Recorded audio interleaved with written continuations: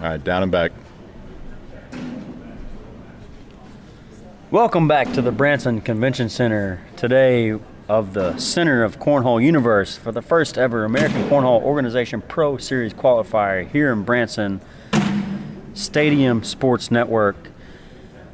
And folks, we have a great matchup for you today. We have unfortunately, what is the loser's bracket, Melbs? I'm Marcus Weiber. This is my good friend Melbs here. And we're going to be calling this game for you today, which is the loser's bracket, Paula Stevens and Teresa Forsee, which are both.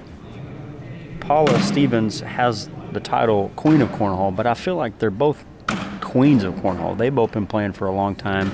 They both have respectable wins, jerseys, titles, everything in between, and could teach us a thing or two about cornhole, Melps. Absolutely. We got two elite female players here today. Teresa's been playing for a long time. We have Teresa in the pink jersey with the blue bags, which means she has honors on the day. She's the higher seed. We have Paula Stevens with the red bags and the purple jersey, and Paula, which is the step player, and Teresa, which is a stand player. So interesting to see how those two demographics works out for the two ladies here. What is the main stage here in Branson, Missouri? Yeah, not only that, Teresa throws fast side down. Actually, Paula switched. She was throwing sticky side down in warm-ups. Let's see what she does now that we're going live. We were down and back there. The ladies tell each other good luck, as every player does here in the American Cornhole Organization, and we're going to get the game going here.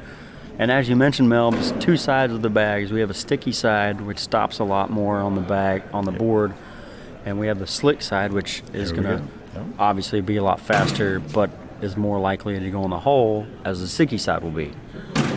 So both players starting out with different sides of the bag. Forsee starting off with the slick side of the bag. Paula Stevens starting off with the stick side of the bag, but they both going in. Yeah, she missed it on that one to the back side.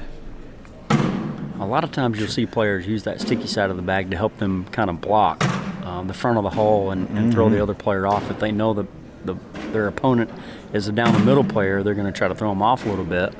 That strategy doesn't seem to be working right now. Two for Teresa. For the sticky side bags. So Forsee picks up two there as she's using the slick side down, which is more likely to fall in the hole, and kind of wrap around the back of the hole, go around bags, as you could say. You know, you can use that as a ricochet bag if your player has a stick side down, and it's just going to kind of sit there, and you can use it to bully that bag out of the way. Yep. A lot of different strategies in this game. A lot of players throw that fast side down and let it kind of fall back in the hole as we see what happened there. Wrap around. Paula Stevens cleaning that shot up and clearing the board off. Makes the hole a little bit bigger off the back, but there's the risk. When you get the fast side, you might end up off the back like that. Now it's interesting. The first round we saw them go two different sides of the bag, and that time we saw them both go slick side, which turns out kind of hurt both of them on that last bag there. Forsee does pick up some points there, and a big round there for her. It's 8-0, but it's still early, Melbs, and we got a lot of game to go here. Yep. It's never over till it's over. A lot of game left. But Teresa's looking good so far. Paula with a couple off the back there.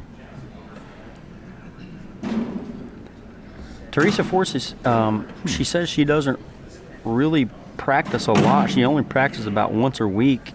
She doesn't really have a time or a place to practice, but she finds these tournaments to go to on the weekends, and she kind of just finds open boards to practice on while she's not playing, and that helps a lot.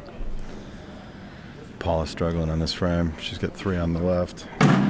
Teresa's rolling them right up. It's 4-bagger for Teresa. It's going to be 8. It's going to be 16-0 Teresa. They're laughing it up. I don't know. As you can see, these two ladies have been playing each other for a long time. They're friends. They're lighthearted. That's kind of what the American Cornhole Organization is all about. it's a family, Melbs, and as you can see, a lot of the players that walk around, they have a tattoo that says family.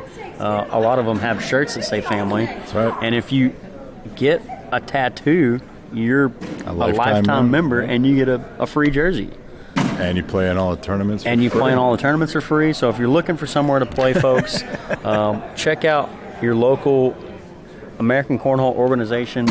You can find us online, American Cornhole organization, excuse me. And if you think you compete with these ladies, if you don't think these ladies are up to your potential, it's a lot harder than it looks, folks. And I encourage you to go out, reach out to a local organization and see where the next tournament's going to be and where you can find some bags and start playing competitive cornhole. Yeah, if you go to AmericanCornhole.com, there is a where to play link, and you can find your local certified official. And as I understand, Melbs, you're a certified official. Yeah, I've been a certified official for all the way back to the beginning, and I'm the Heartland Conference Commissioner now.